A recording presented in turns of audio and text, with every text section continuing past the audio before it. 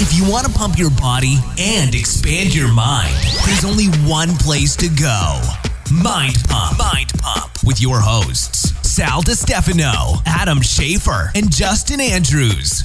In this episode of Mind Pump, this specific one, we talk all about pain, in particular back pain, but we start out the episode with our introductory conversation, and we mention the gym and t-shirt business. Not necessarily the most lucrative things you can do. Not at all. For a career. We talk about the future of the fitness industry, and we talk about my second all-day workout. And then, of course, the majority of the episode, we talk about pain, and in particular, back pain. Now, we do have a free guide that can talk about, or that can help you at least, alleviate some of your own back pain. That's the most common type of pain that Americans suffer today. I think at any given moment, something like a quarter of all Americans have some kind of chronic back pain. But we have a guide that highlights different things you can do to help your back pain out, and it's absolutely free. Go to mindpumpfree.com, download the back pain guide. It's totally free. We also have a back pain series on our YouTube channel. It's also free. The YouTube channel is Mind Pump TV, and also we have a new website. Yeah, Let's talk about it. It's coming together, man. It's, you know what? Finally. And I know this is probably still the second, are we in second or third rendition of the website, and probably not the final, but we are, I think, getting closer to our brand. What we want to look like. Right. Yeah, it's really cool. And this is like your sneak peek of finally like what, where we're going with this. And there's new bundles on this website. So new bundles where we take multiple MAPS programs and put them together. But this time they're a little bit more specific for people, like the businessman bundle, or there's a lot of different types of bundles you can check out on this brand new site. The site is mapsfitnessproducts.com, and then of course the guide that we're talking about, the backpack guide that's free, is at mindpumpfree.com, and that's it. Enjoy the episode. Dude, all these guys, I feel so bad for them because he just hasn't evolved. Yeah, he's got a t-shirt business and a gym. Out of all the businesses I've done, and I've done all those. Those are the worst. Those are my the hardest. Like if someone asked me, like, hey, I'm thinking about starting a t-shirt business or opening a gym. Bam. Don't. And that's what everybody thinks is like the success. That's the recipe for this industry. No, the recipe for owning a gym is: do you like to live in a gym and work in a gym? You know what's funny? That's why you open a gym. The recipe. Yeah. I mean, people think that that's success only because they're naive to like what a real successful fitness business. You know what a real successful business looks like? EAS, a brand that's been around for like forever. Bodybuilding.com. Supplement businesses, yeah. Well, gyms can make a lot of money. Oh, but yeah. It's 24-hour fitness. Yeah, Golds, whatever. Planet Fitness. But people don't realize the money that goes into those. So much money to get to that level. Yeah, but you understand. See, people have to look at Planet Fitness, Golds, 24-hour fitness. Crunch. These brands as individual single brands. That's one. Okay, right. That's four we just rattled off right now that are extremely successful. How many hundreds of thousands of people attempt to build that model and fail? And how many of them do you see like flash in the pan? I have a buddy that owns a gym, and he does all right. He makes good money with it, but he's there all the time. And you're definitely... The amount of work that's in... I mean, I managed gyms for 24-hour fitness, and I was there all the time. I didn't even own it. You got to sleep there. I mean, that's just how it has to go. Well, at the end of the day, like a really profitable one means you're making six figures, bro. You're not making 7-8 figures in the gym, owning a gym. Show me that guy. It's rare. Yeah, it can happen, but it's rare.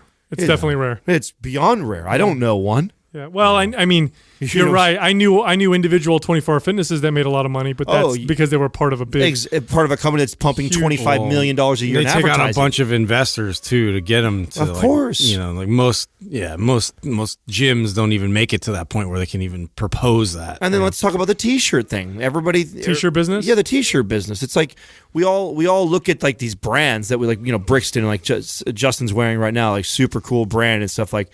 Yeah, but that's, name off all these big name brands that have been around for 10, 15, 20 plus years, and then look at all the ones that nobody knows of. Yeah. Like, and then one person, because Instagram, we can all be connected all over the world, some Insta celebrity kid that has an apparel line. Yeah, you know- and he makes good money doing that because he's got millions of people paying attention, but he does not have a business. I think the reason why it's not a real business, bro. the reason why you see so many people get into the t-shirt business is it's low barrier to enter nowadays. Of course. It's easy to start a t-shirt business. It's easy to Yes, find a place. Of course. It's why I wanted to do it when I was 20.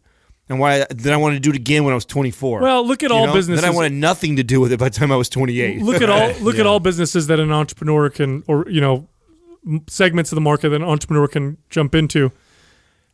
I mean, most of them are really hard. I can't think of one that's like, oh yeah, that's a good. You get into that business, you're gonna. All of them are hard. Yeah. Yeah. All of them are hard. Some are harder than others. But here's the thing, okay? But look at those things, like the T-shirt thing. Like when I see someone do that, like here's the naive part of me when I got into it. Like the people that are dominating that space, the Brixtons, like this, the people behind a brand like that, Nike, okay? The amount of money that goes into the designers and the people that have the artistic ability to create something and then to stay ahead of the fashion and like that. Yeah, but that's already after they've been known. You have to actually get known first. You could have the best. How are you people going to know what your And shirt you gotta is? be thrifty in the same process, which Well, is and- like and- that's a really hard combo. Great point. Another great point. And many of these brands that are T-shirt brands that we rock and we wear and we all talk about started because of different business model. Nike solved a problem. Yes. Nike solved a running The waffle, shoe. Yes, they solved sole. a shoe problem, and it took him over a decade To make money. to make real money. Yeah. And then now it's turned into this line that's amazing and awesome. Santa Cruz skateboards, like they basically had the best trucks you could get, and that's what got them to where they are. And then the merchandise of the t-shirts, everybody sees their t-shirts. I see them everywhere. I was just baffled that they were like, that's not even close to being our main source of income. No, it's their advertising basically. Yeah. Right. And so Yeah. you see a lot right now. What you see is first the pressure by influencers but for people to want to be an influencer, right, and get this audience. So it's like, okay, I just got to get this audience. I got to get 100,000 people, 1 million people looking at me. So I'll do whatever it takes, whether it be flashy cars or showing my ass or whatever it takes to get this audience. And then what I'll do is I can do anything. I could sell shirts. I could sell. Sometimes I wish it was easy as just showing my ass. You know what I mean?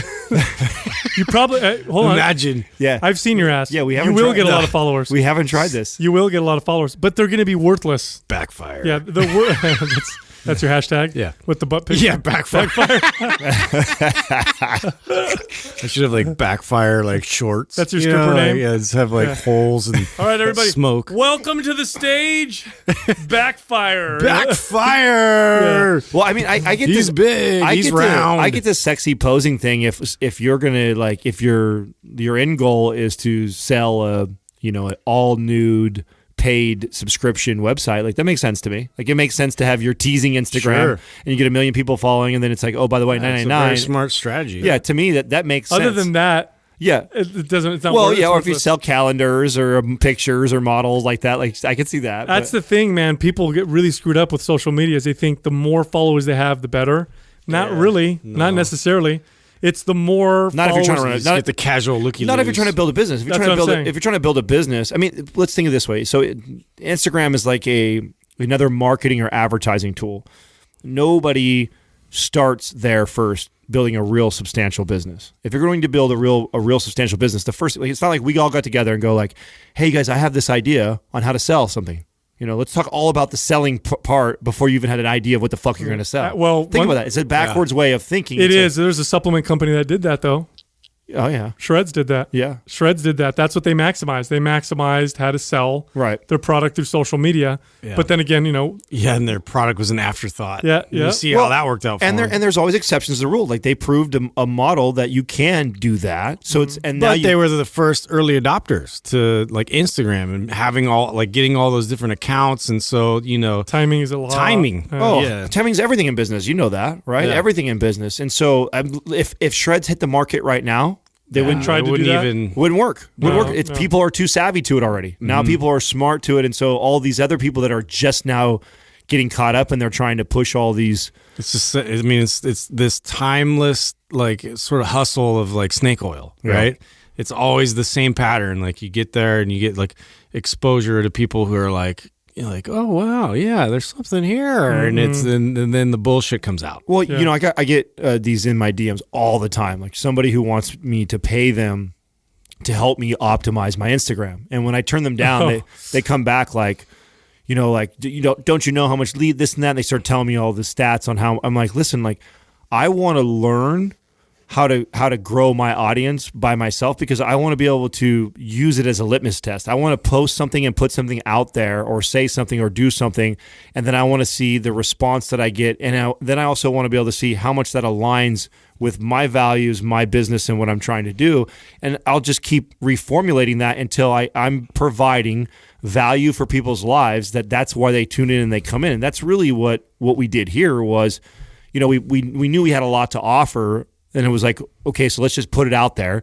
And it was enough. And even though we weren't talented and good at what we did, we had enough giving. Yeah, we were giving enough value and information that we were starting to get feedback. Oh my God, that helped me out so much. Oh, okay. So then we started to form a business around that, where I think that's where a lot of people miss, is instead of thinking about how can I provide value for other people's lives so they keep coming back or they stay with me forever because I've provided so much value for their life, then you've got a real substantial business. Then you can sell shirts, then you can do all these other things, but you first need to provide something that's a long-lasting value that makes them... Right. Those rules will never change. Right, doesn't matter. Those are the same business rules that applied 100 years ago, 50 years ago, and today. The difference today is the barrier to enter the market is much smaller and much lower. Much, much, much lower.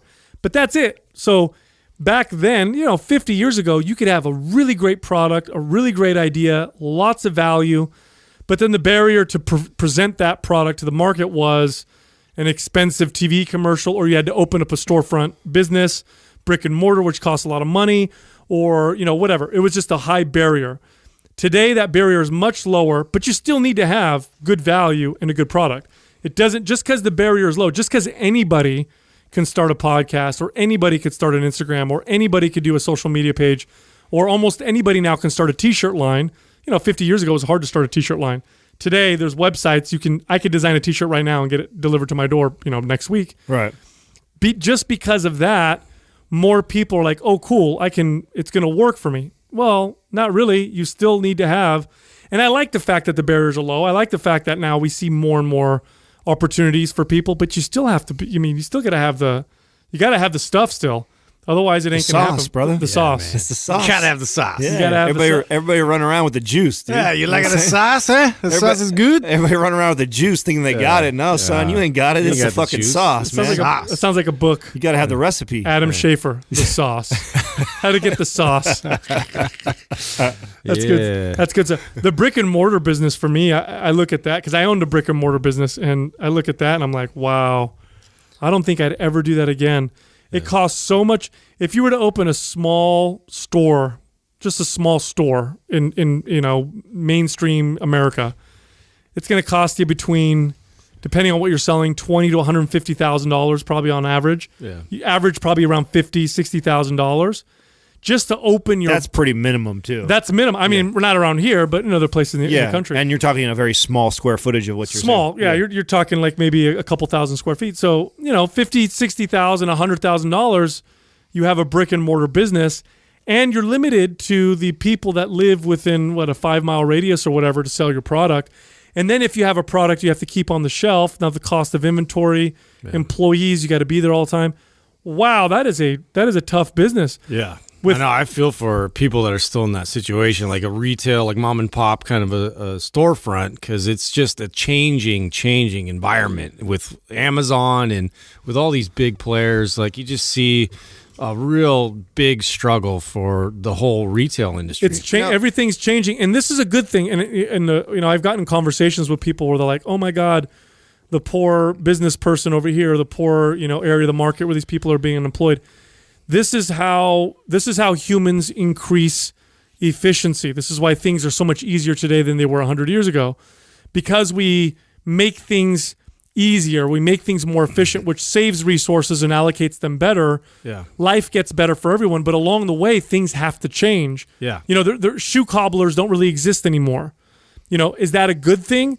Well, yeah. I mean, shoes are way more accessible to most people. They're way less expensive. Right. They don't take that much maintenance, in order to keep them up. Now, it's a bad thing for the shoe cobbler, who now that's a lost art and skill. But that's, of course, most jobs that existed 100 years ago don't exist today. Yeah. Because of that. So it's just the way it works. And the brick and mortar businesses, I don't see many of them in the form that they are now surviving. Well, they won't be in the form, but it's going to change. For it's sure. just It's just going to change a little. I think. I mean, if I were to start a gym now, no doubt, I would be doing something like this to complement it. Mm-hmm. Like there would still be, like, let's say Mind Pump didn't exist, we've never met.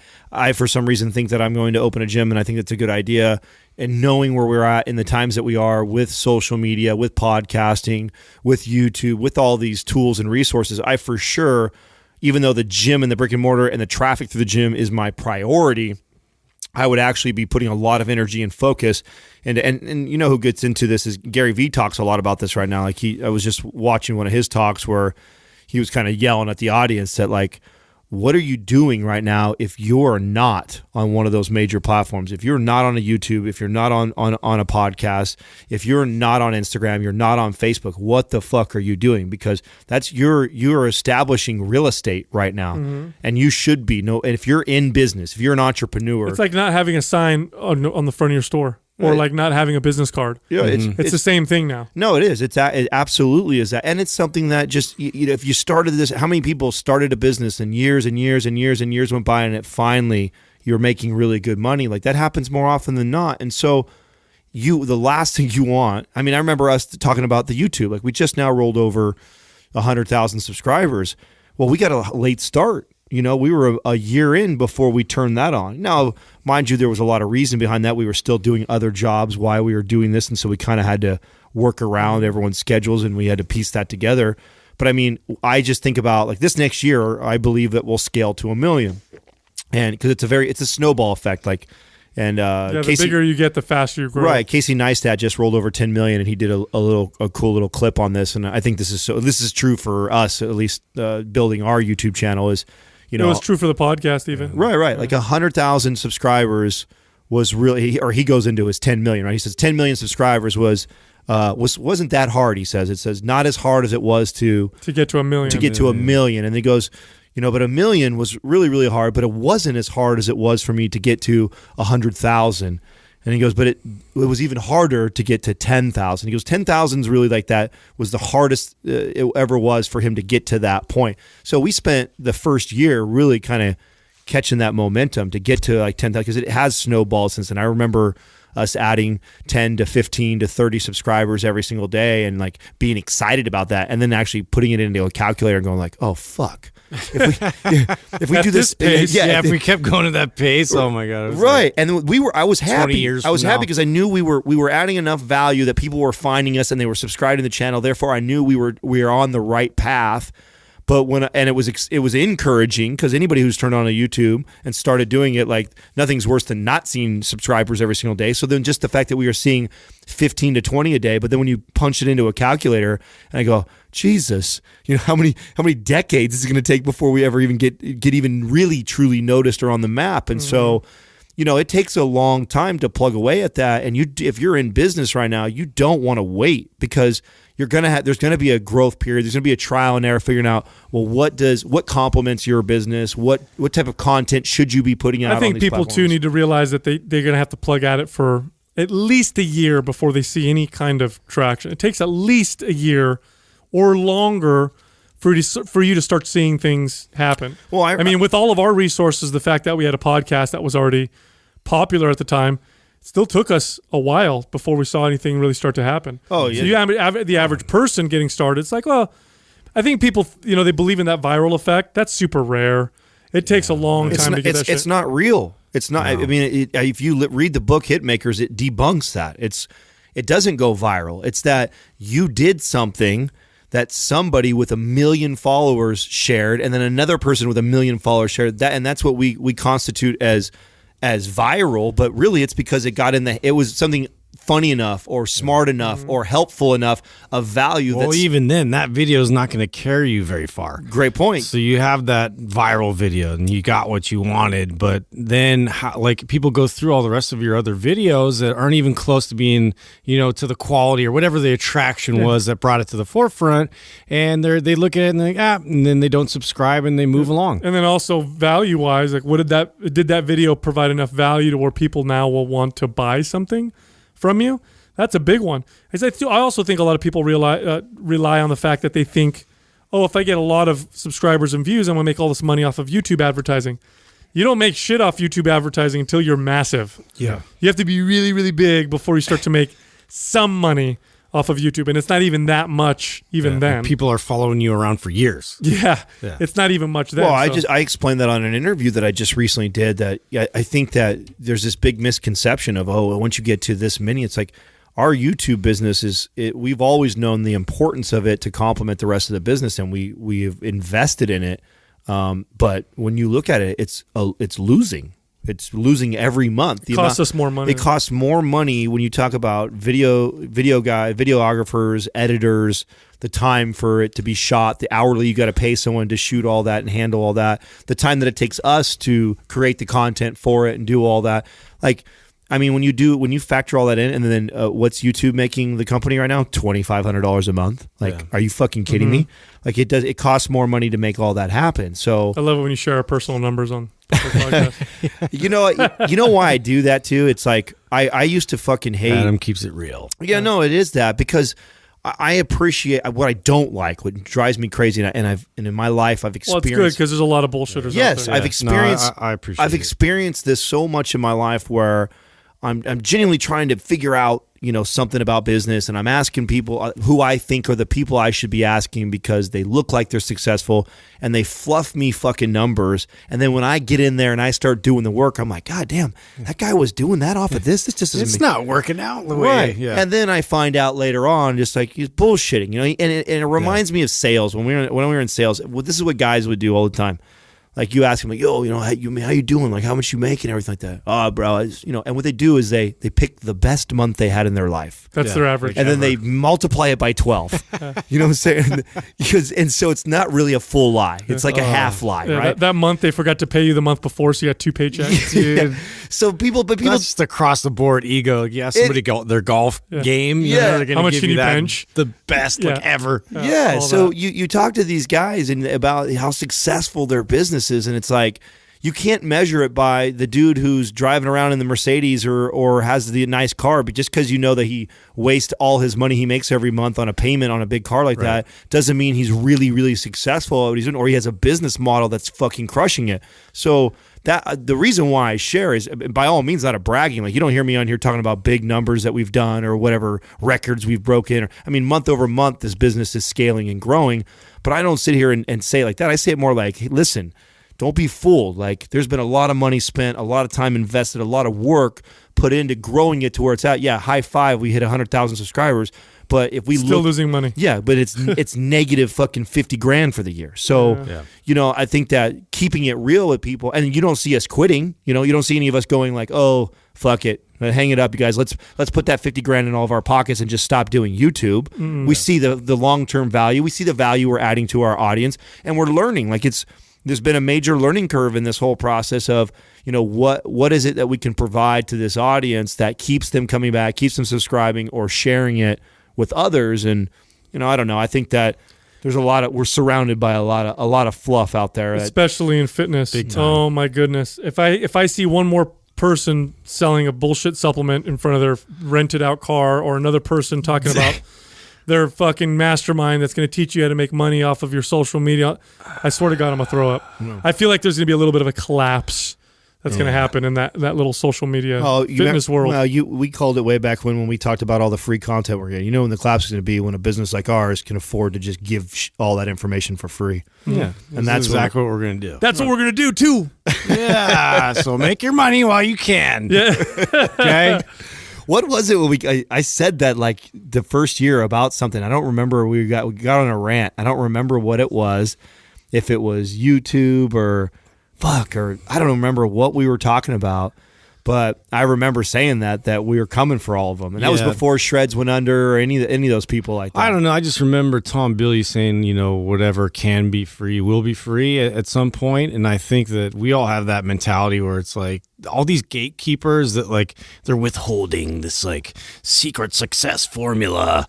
It's pure horseshit, Right. and it's like if you're going to be honest and just genuinely want to help people, that's going to pay back in dividends, in comparison. So. The future is decentralized. The future is sharing. The future is information.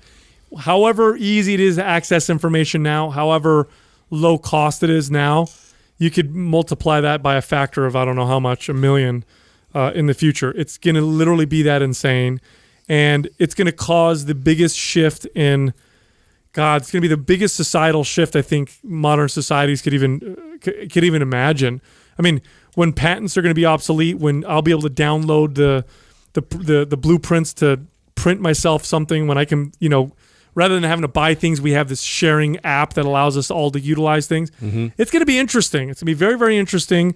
And the people that are going to drown are the ones that are not going to learn how to change. Mm-hmm. You got to change, man. And the faster the market changes, the faster you got to change to keep up with it. So I think it's cool. I think it's exciting. I don't mind competition. I don't mind that kind of change. It's an all new challenge. I mean, and you just have to think forward. You have to think about the future and think about all these things that are happening. Yeah. Now, speaking of change, so this weekend I'm going to do another one of those full day workout things, where I go in and do a workout every single hour. Is this going to have the same structure, same amount of load, like same exercises, or is it going to look different? I was thinking about that. Like, should I make it different? Should I test something else out? And when you test something out, I think it's important to repeat the formula again to see. Oh, of course, dude. The same thing. One time is not. I would give you shit if you did otherwise. Yeah. So I'm going to do the exact same thing. I'm just going to lift. I'm going to go heavier, and that's only because I think that I was too low on the last workout. I feel like I could have gone heavier. Okay.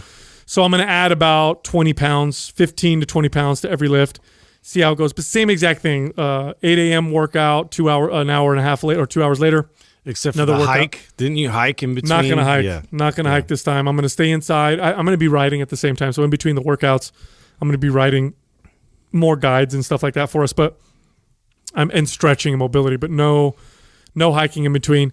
And I think last time I did 5 workouts. I think this time, if I don't do the hike, I may be able to do 6 or 7, but I'm still going to listen to my body. And I'm going to feed myself. That's what I do during that. I did that in the last one too. I was able to feed myself a decent amount of calories and carbohydrates because of, all the activity. Now, after you did that, like I did a lot of thinking on it, and I was like thinking about all the stuff that I've learned over all the years is when it comes to building muscle. And I think about what are like the most major factors that would dictate me to either build muscle or to lose weight or lose muscle or lose body fat, lose anything, atrophy, right? So atrophy or to build. And when I think of the single greatest 2 factors that will guarantee you will build muscle, right? Now, aside from any random exceptions to the rule because of something else, you have health conditions and all things equal and you're healthy and like you are going after a weekend like this, nothing proves to me that you can do that makes a bigger difference than eating in a surplus and increasing volume. Mm-hmm. And so whether you do that in a single workout or spread out over 14 workouts in a week or divided over 3 in a workout, that single factor alone, in my opinion, will show you those same results or close to those same results no matter what. And so that's my theory on why that. I mean, one of the things you were blown away was the amount of volume you were able to handle in a day. So no doubt if you were to go back and you were... I wouldn't be able to do it in a workout.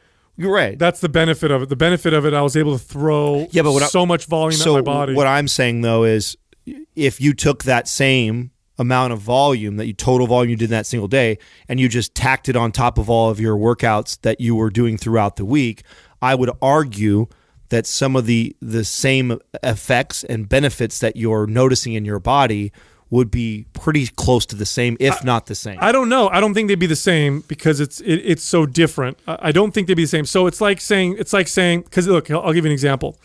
So they do studies and they find that when you do the same total volume for the week, but you train your whole body, once a week. In other words, one body part a day versus doing the same total volume, same everything, but you train your whole body 3 or 4 days a week.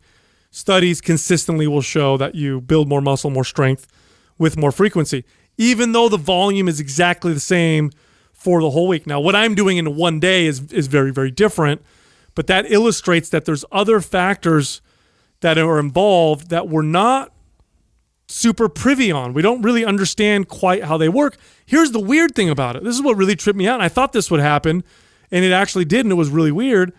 As the day progressed, I felt stronger. That was weird. Mm-hmm. That's a very strange thing. It's like I did the first workout, the second workout, I felt stronger. The third workout, I was like, I already did, 15 sets twice. Right. For the workouts. Now I feel even strong. And it was dramatic. Is it really that strange though? Because it makes sense, right? Yeah, it's not that strange to me. When I'm squatting, I'm not hitting the groove until third set minimum. You're really honing in on that signal, that skill of the exercise. You're right, and it's not. But it is weird because you're right. When you're squatting, it takes you 3 sets or so to warm up.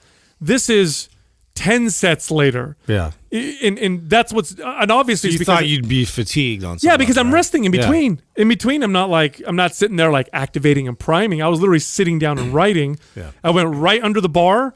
And as soon as I went to the bar, it was like, boom, strong. I was like, holy. And it was a dramatic difference. So it was kind of weird. So there's no build up like going forward into the sets like after the first few sets? No, no, not at all. It's like the first set. After the first set. Now by the 5th workout or by the last 2 or the last workout, then I started feeling stiff. And then I had to wait after a first set or whatever. But it was like 2 or 3 workouts into it, I was feeling really strong. So that tells me that there's some. So here's the thing. So check this out, right?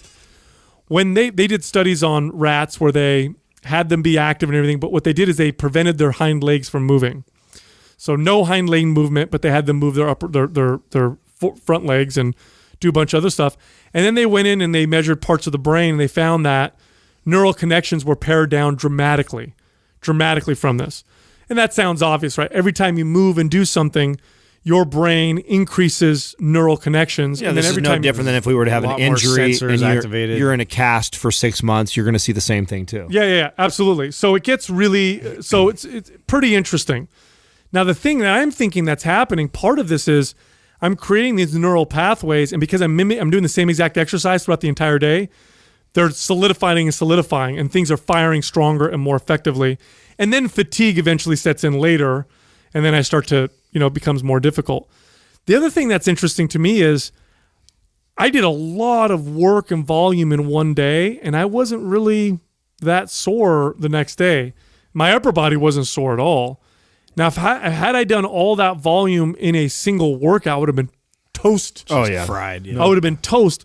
So it's almost like it's a technique to, because that's the problem. You're always juggling between recovery ability, your body's ability to adapt, and how much you can throw at your body. And it's always this balancing act. Uh-huh. So it's like this technique where it's almost like a hack. Like, oh shit, I can throw more at my body and not compromise my body's ability to adapt and recover. See, now on that theory, I still think then the greater strategy would be to take that same total amount of volume and tack a little bit of it on each one of your workouts in the 7 days. So here's the thing, and I can see where that would work, but maybe later in the day, because here's the problem. Oh yeah, that's what I mean. Like you gave yourself a whole day that you dedicated to this. So you're doing like a double split routine where you're training twice a day. Right. Although it's short though, because you're only doing 10 sets. You said. Total? Here's what I think. This is what it tells me. What it tells me is if you have a gym in your garage or outside, probably one of the best things you could do is every time you walk by that garage, you go do 3 or 4 sets of some exercises.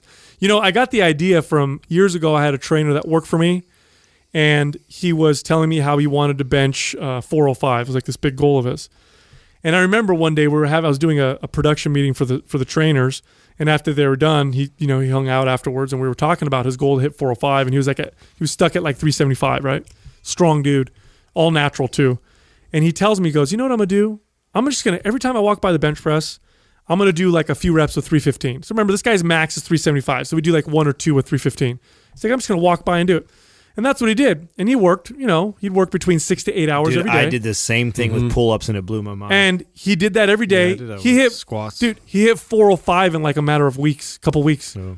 You know what I'm saying? Yeah. So that's the thought process that I have. And I really feel like the body probably responds better to that kind of distributed, spread out type of training. Just obviously it's inconvenient as fuck. You can't do that. I know. Yeah, it's not an easy sell for people in the Yeah. lifestyle. Well, they there's share little today. things like, so I remember, so I did this when I first applied. This was before, long time ago, before I was like official trainer. And I didn't even do it on purpose. It wasn't like I wasn't intentionally like, I'm going to do this to build my back or do this. I was just getting into working out, so I love to lift and do push-ups and pull-ups. Yeah. And when you're at that age, right, and you're just excited to do stuff. You see muscles, right? So you're fucking excited. And I was like, I don't know, 17, 18 around this time. No. I'm like 18, 19, sorry. And I'm working at the dairy, and every time that I'd have to go fill the grain back up for the cows, I have to pass by this bar that was just about 3 feet above my head, and it was welded in and really sturdy. And I would just reach up and I would rep out as many as I could get before, and it started off with like 3 to 5, that's all. I just 3 to 5 of them. So every time you walk by? Yeah, and every time I walk by, and I do that during a 4 or 5 hour shift, I would do that four times or so. I'd walk by and do that, and it was every day at work. I just kept doing that. Before it got long, I was doing like 20 and then 30 reps. Like it was nothing, dude. And I saw how developed my back got from it. And it was like a byproduct of doing that. And that was, when I started putting all the frequency stuff together, that was like one of the things that I drew back to, because I didn't do it on intentionally back then. It was just something I did, but I was like, fuck, I do remember when I did that. And I remember the response I got. I remembered all that. I just didn't put the science together back then as a kid. You know who does that a lot, or who understands that a lot, is Olympic weightlifters. Yeah. Top. Yeah. When the Soviet Union existed, what they call it, the Iron Curtain, those athletes were destroying the world when it came to weightlifting. They were just crushing everybody. When the Iron Curtain fell, a lot of their coaches and training methodologies came and spread out to the West. And one of the things that they did very well was that they would do these all-day training sessions, but the lifts were submaximal, and a lot of it was just maximizing your form and your technique. And then before you know it, you have athletes from other parts of the world now who are able to lift more weight than they were able to do before, because they applied that principle. So I think it's a pretty cool little phenomena. I do remember also reading in, I don't know, it's probably Muscle and Fitness in the 90s, where there was this article, and the article was titled, "Gain an Inch on Your Arms in One Day." And I remember reading that, and as a kid, of course, I was totally magnetized by that article. So I'm like, an inch? Well, fuck, if I do this every day. I know. But- That you used to do this. Push it up with your hand. Yeah. But there was in the article, they talked about every other hour doing 3 sets of curls and 3 sets of tricep press downs.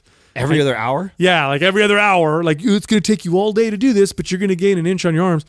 And the author who wrote the article was some dude who was like, I'm going to test this out. And he tested it out, and he said he gained 3/4 of an inch on his arms. Years later, on bodybuilding.com, I used to go on that forum all the time when I owned my wellness studio. In between clients, I used to read some of the articles and stuff. And in the forums, I love forums online, by the way. Forums are such fantastic places to discover new ideas and to read lots of popular anecdote. There's also a lot of shit on there too, so you got to be able to sift through it. But there was this whole thread of people who were trying that out, and people were reporting like, I gained 1/4 inch on my arm. I gained 1/2 inch on my arm. So it's like all the things I'm pulling in, and that's kind of stuff that inspired me to try this out. And by no means have I even formulated what the most effective application is. I'm still testing it out. The other part of it that I'm really enjoying is, as I'm active, in between when I do the breaks, my creativity is through the roof. And I learned this from Paul Chek. Paul Chek talked about this. That is something that I'm most interested in. Like that, just having a day like that, because I'm like, that's kind of cool, which I'm really excited. We actually calendar it for all of us, right? We're going to do that, I believe. Yes, at the end of the month. I Right. think. We have that scheduled for us to do an entire day like that. So I'm pumped about that, We because should get do a painting and everything. I would love to see your guys' artwork. Well, what I was thinking, because Chek, he says you want to paint and do something creative in between. Yeah. I mean, we can paint if you guys want, but I'm thinking we do our little 20-minute workout. work. We come in and work, too. maybe write a new program. Maybe we. I just think that would be a funny one for maybe one of the breaks. Yeah. So that's what I've been doing. I did that, and I wrote guides. Last time I'm write some more guides this time, and Right now, we're getting a lot of feedback on the back pain guide. Which, Yeah, no, we just we're talking about YouTube today. Funny transition there. It's perfect because we're talking all about YouTube and building that out, and then also the back pain guy. We just did a bunch of videos to complement that guy, which I'm really excited about because we're getting so much good feedback. Did you guys know that at any given moment, something like 1/3 of America is suffering from back pain? Like right now, Yeah. 1/3. So that's like how many hundreds of millions of people live in America? Doug, what is that? 300 million? I think 320. 300. So like 100 million people, around 100 million people, right now suffer suffering from back pain. low back pain. Yeah. It's the most common type of pain that you find in Western developed nations. Well, let's look at our habits. Look at the way that we go to work. Look at the way we're driving to work. We're sitting at work. We're doing all these things in, a shortened position, and then we're getting up and we're trying to extend quickly, and we're trying to twist and turn and do things that like our body just is not expressing, and we've just shut that signal off completely. Yeah, I think the two things you could probably blame the back pain on in Western societies, the three things would be being overweight, because you're carrying lots of extra not inactive tissue, but It's just tissue. an added amount of stress constantly. The second one would be what? Sitting a lot. A lot. And then the third one, what would be the third? Oh, I would say abdominal strength, dude. And the lack of right. or lack of can't squat. That's the one. People don't squat at all anymore. Yeah. In some of these developing nations, they don't have back pain. Yeah. And part of the reason why some experts believe is that they're able to get into a full squat. Many of them sit that way. Yeah. You know what I mean? Because that's so good for you to be able to do that. We don't do any of that at all. We sit all day long. And when you sit, what happens when you sit down is you disengage your core muscles. We tend to look like the letter C when we sit down. So we don't have this tall, upright posture. It's funny. I was reading this art when I doing research for the guide. I was reading this article, and this photographer was taking pictures of the way people sit in countries where back pain is more rare versus in places where back pain is quite common. And the way people sit when they do sit in other countries is like this. Like this, almost like it's a squat, but they're sitting like this real tall, nice tall Supported. posture. Yeah, they don't have that kind of C, that lowercase c posture where the back is curved. And when you're the thing about the spine that you need to understand is the spine is made up of a ton of joints. Like every single, in between the bony plates is a disc, and that's a joint that can move and flex. And if you were to take your spine out and stand it up, it would flop right over. It doesn't support itself.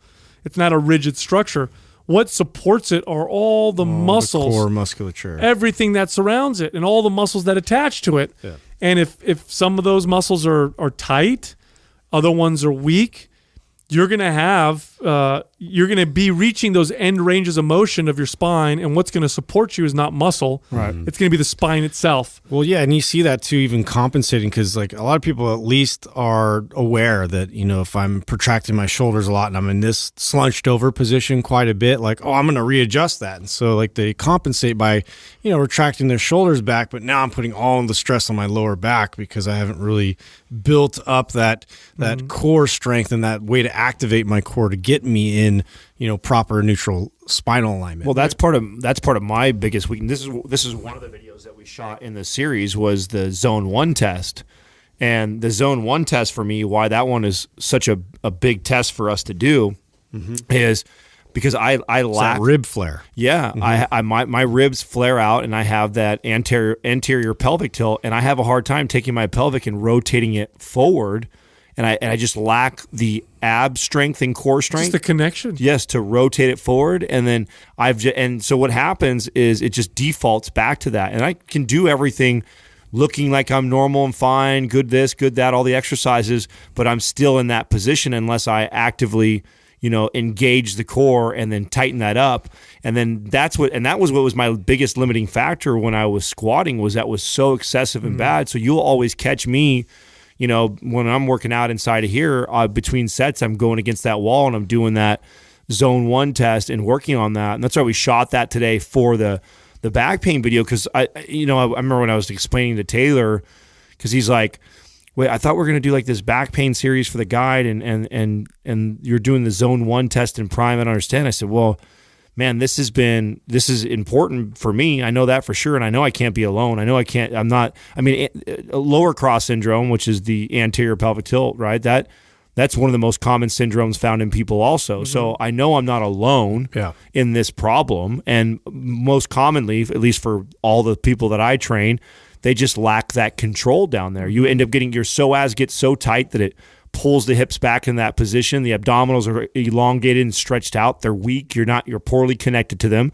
And so your default is this pattern where your hips are pushed out. See, the funny thing too is a lot of people know nowadays, this wasn't as known, 20 years ago when I first started, but today, if you tell people like, what's an important thing to do to prevent back pain? They'll say, oh, you got to strengthen your core.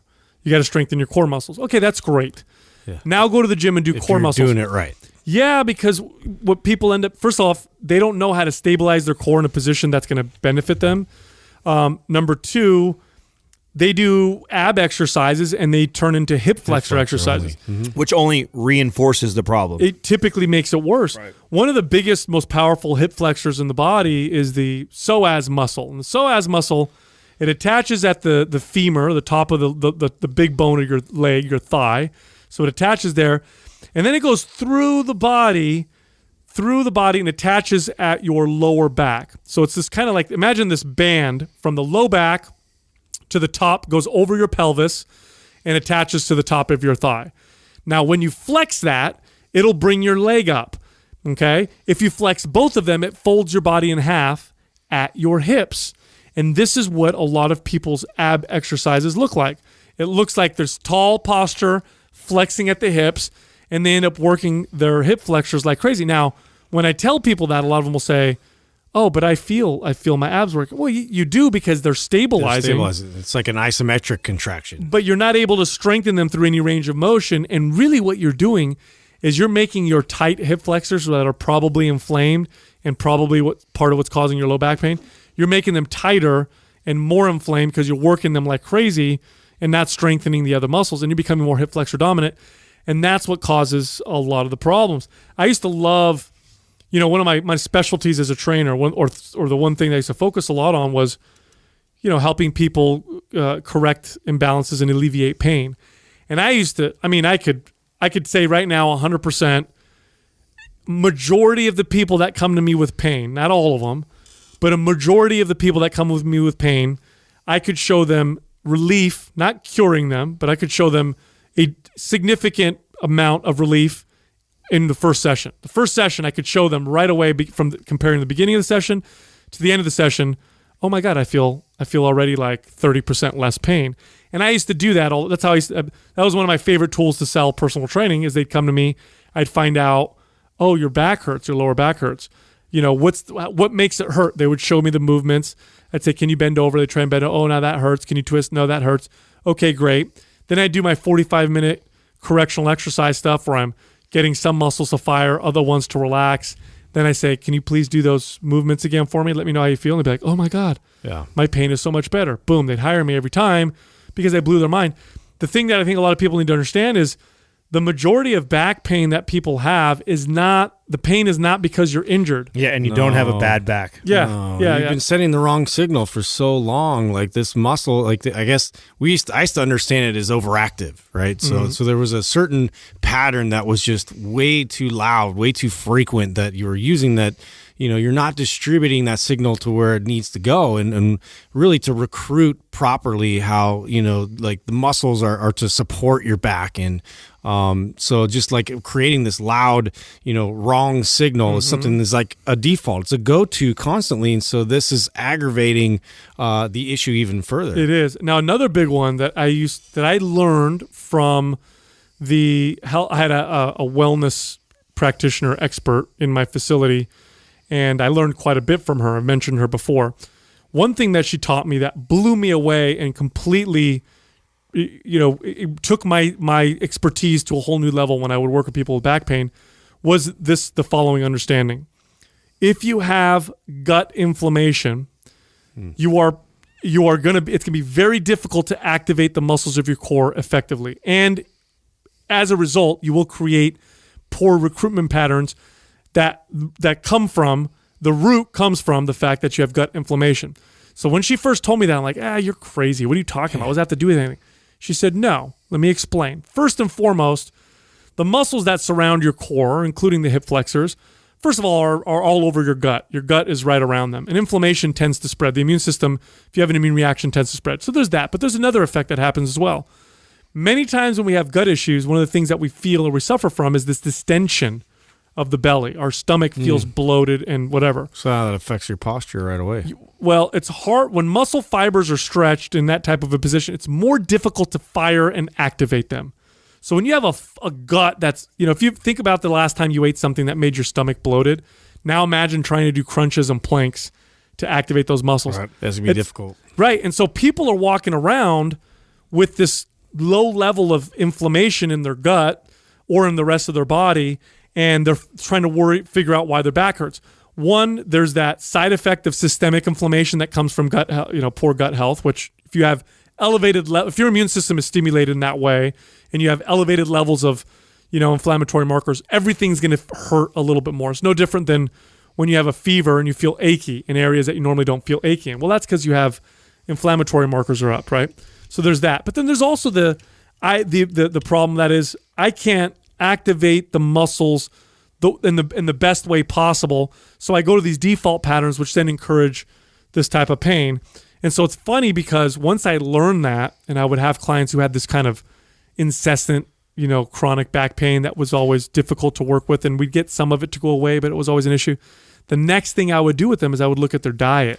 No, it's interesting you bring that up because that was something I didn't learn till way later. Like I didn't attribute it to what they were eating, right? Because I figured it's just bad mechanics or some sort of a form of, like a bad posture that they're carrying around. But one of my clients, we looked into that and like what was really causing the inflammation, and it was a systemic issue. Like she ended up getting like arthritises and would get like knee pain, and it was like when she would introduce certain foods and not get enough sleep, and both those things had more of an effect on the next day of her pain than just moving a little bit that's wrong. Sal talks about his 1 hour or 45 minutes with him, and then being able to like blow a client's mind. Like just switching some things nutritionally can do the same thing when it comes to joint pain and stuff like that. Isn't that crazy? Yeah. So if you have the ability as a trainer to coach in that direction on both, I mean, that's what made selling so easy. But that took years to get there. I wasn't there until. Well, you just where would you learn it back then? Yeah. Nobody taught us you that. Figure it out. Right. No, I learned it from working with really talented, intelligent people from different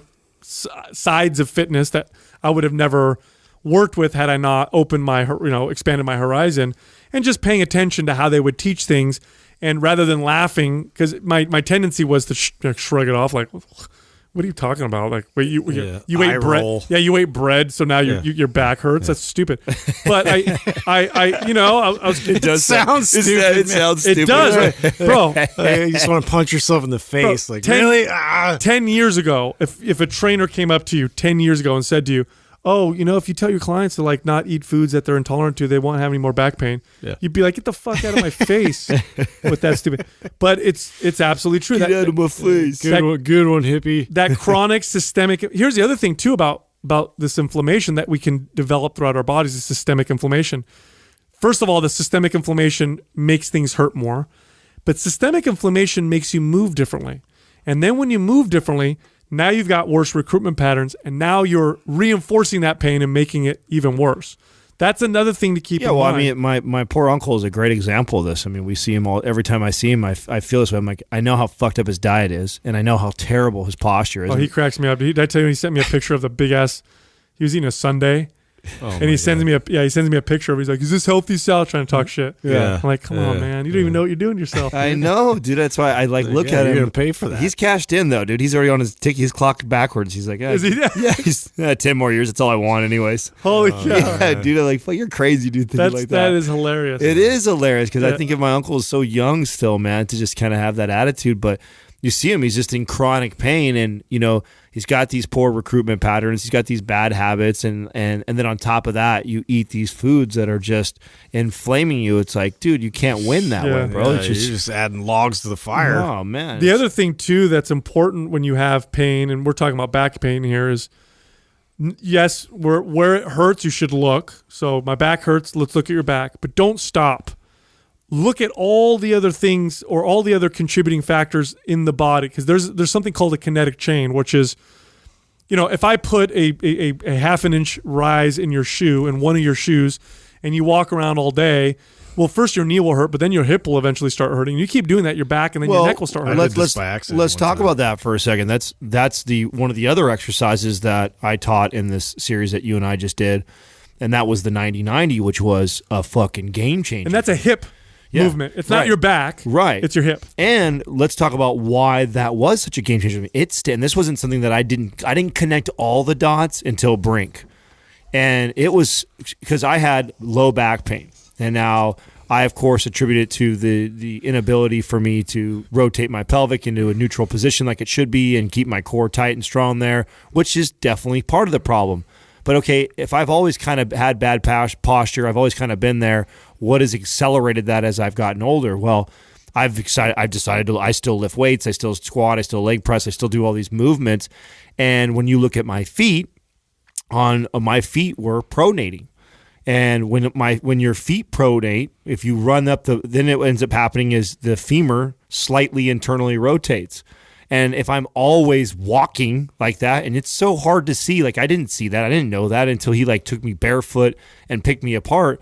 But you talk about the kinetic chain and how something all the way down to my ankle. So because I lacked ankle strength and I had poor connection to my feet, I wasn't striking the ground correctly, which then caused my feet to flatten or pronate, right? Come inward.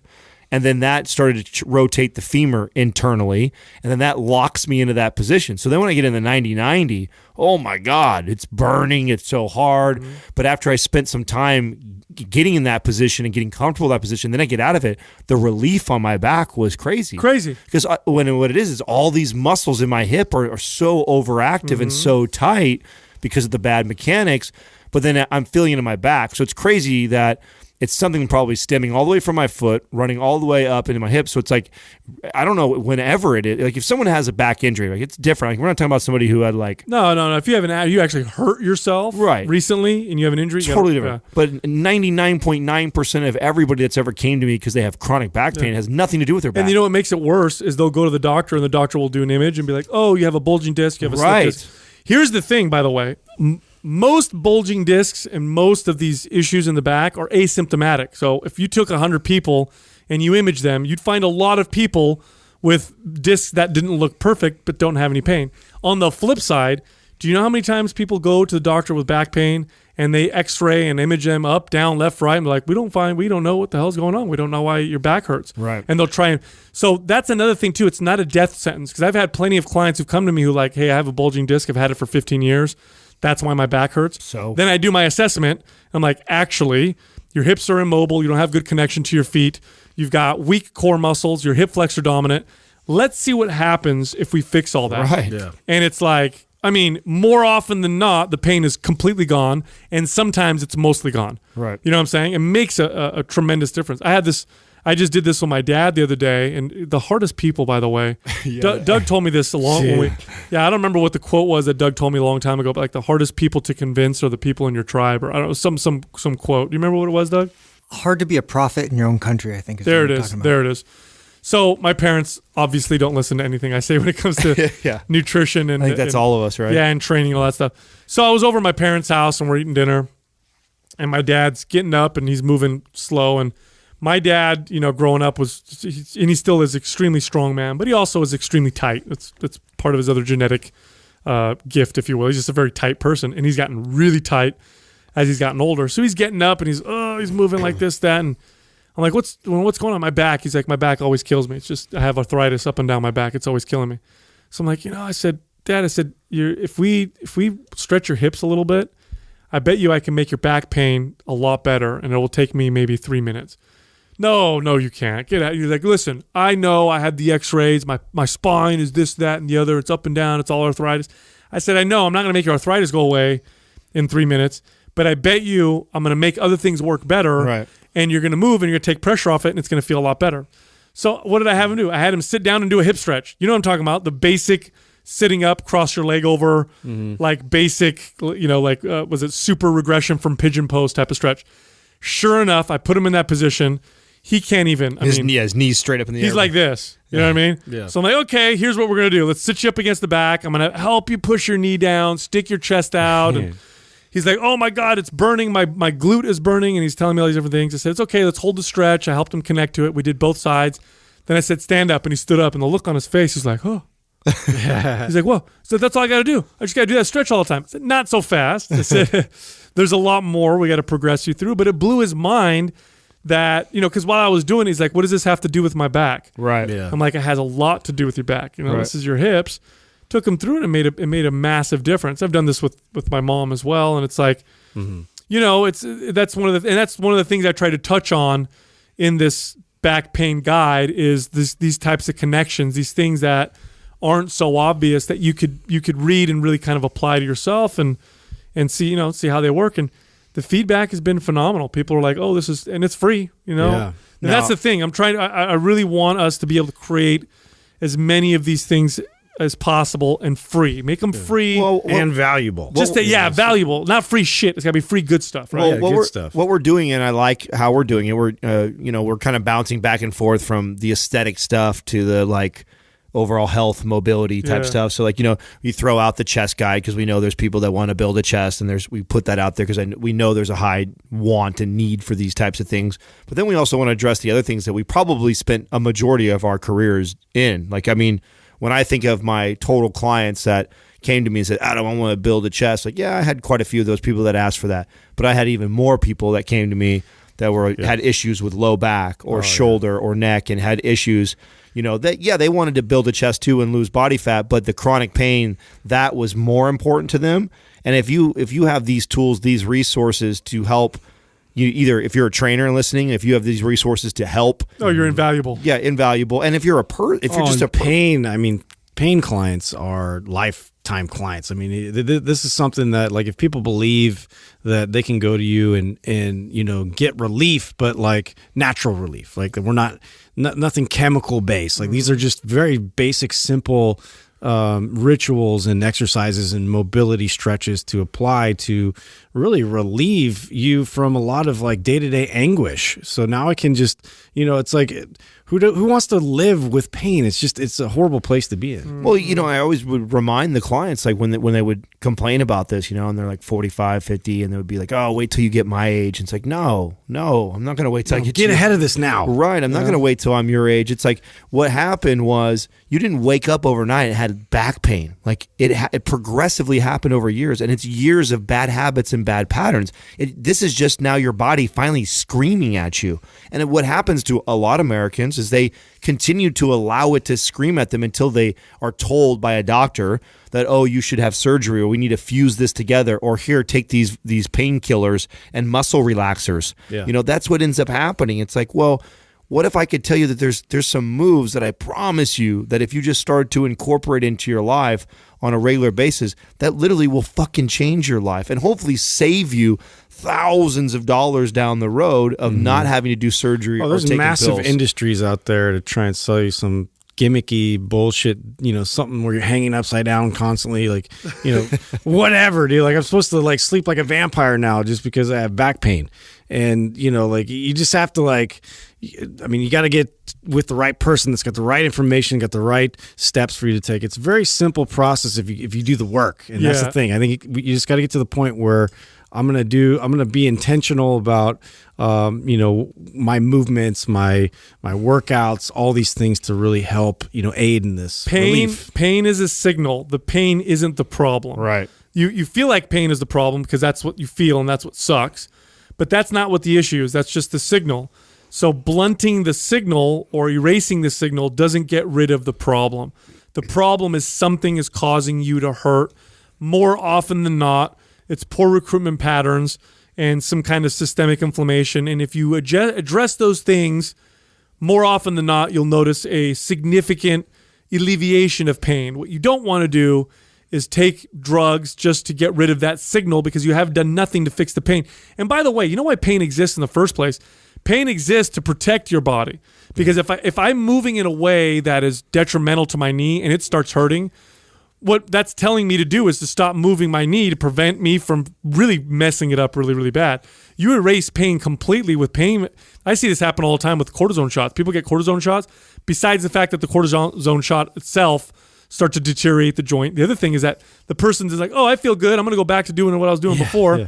I'm going to play basketball. Yeah, and boom, they never fix the problem. Yeah, they don't fix the issue in the first place, and now they got to get here's another great example, like a common surgery for back pain, which I sometimes it's necessary, but many times it's not, and I hate it when they do it, is where they fuse the spine, right? They'll take, you have this really bad degenerative disc or whatever in your lumbar, so we're going to fuse, 3 segments together so they don't move anymore. Well, you're still going to move. You know what that means when those 3 segments can't move anymore? The one above it and the one below it got to move even more. Yeah. They're going to get all the pressure. So they're going to compensate. You know what typically happens with fusion is that the joints surrounding it start to deteriorate at faster and faster rates. And over time, it becomes more and more fused to the point where now you're walking around like you have like a broomstick for a spine. So anyhow, the guide is free. It's totally free. It specializes in back pain, but you could take some of the concepts in there and apply it to any pain. You can find it all at mindpumpfree.com. Thank you for listening to Mind Pump. If your goal is to build and shape your body, dramatically improve your health and energy, and maximize your overall performance, check out our discounted RGB Super Bundle at mindpumpmedia.com. The RGB Super Bundle includes MAPS Anabolic, MAPS Performance, and MAPS Aesthetic. 9 months of phased expert exercise programming designed by Sal, Adam, and Justin to systematically transform the way your body looks, feels, and performs. With detailed workout blueprints and over 200 videos, the RGB Super Bundle is like having Sal, Adam, and Justin as your own personal trainers, but at a fraction of the price. The RGB Super Bundle has a full 30-day money-back guarantee, and you can get it now plus other valuable free resources at mindpumpmedia.com. If you enjoy this show, please share the love by leaving us a 5-star rating and review on iTunes and by introducing Mind Pump to your friends and family. We thank you for your support, and until next time, this is Mind Pump.